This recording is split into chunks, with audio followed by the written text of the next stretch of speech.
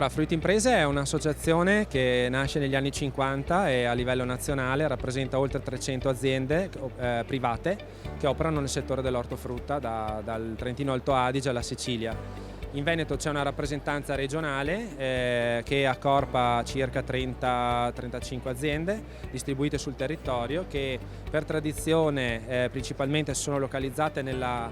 provincia di Verona, in quanto Verona in passato è sempre stata la provincia più dedicata all'esportazione, quindi la maggior parte delle aziende sono aziende esportatrici che esportano diversi prodotti sia del territorio veneto che anche provengono da altre regioni d'Italia, esportano principalmente verso l'Europa ma anche oltremare con alcuni articoli come le mele, i kiwi, e quindi ci sono aziende di prim'ordine che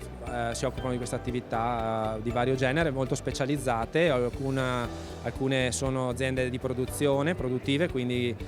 divise sui prodotti del territorio, pesche, kiwi, mele, patate, cipolle. C'è invece chi fa una moltitudine di prodotti, c'è chi fa importazione, ci sono diverse realtà, ecco. Siamo ritornati con convinzione perché è sempre un momento interessante per stringere la mano ai propri partner, visto che il nostro mercato comunque è globale, sia sul territorio nazionale ma anche internazionale, e quindi questo è un momento di aggregazione. Ci fa piacere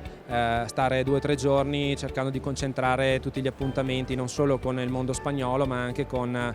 i clienti e fornitori che vengono da altre parti d'Europa e del mondo. Grazie a Stefano Pezzo, presidente di Fruit Imprese Veneto.